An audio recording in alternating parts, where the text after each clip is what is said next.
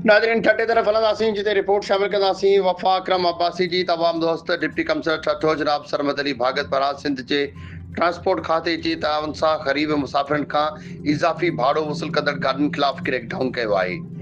अवाम दोस्त deputy commissioner Thatta Sarmad Ali Bhagat जे ख़ासि हिदायतनि ते secretary regional transport authority assistant commissioner Thatta Shakir Faheem ऐं ट्रांसपोर्ट सां गॾु हिकु अहम इजलास मुनक़िद कयो आहे, जंहिं में अवाम खे सरकार तौरु मुक़ररु कयल भाड़नि ते सफ़री सहूलियतूं फ़राहम करण ऐं वधीक भाड़ा वसूल करण ओवर चार्जिंग जी मुकमल ख़ात्मे लाइ कयल क़दमनि जी जाइज़ो वरितो वियो। उन मौक़े ते secretary regional transport authority transport के सख्ती से हिदायत कई है त पेट्रोल शयुनि जी क़ीमतनि में घटिताई खां पोइ हुकूमत अवाम लाइ मुक़ररु कयल नवनि भाड़नि ते मुकमल अमल दरामद खे यकीनी बणाए।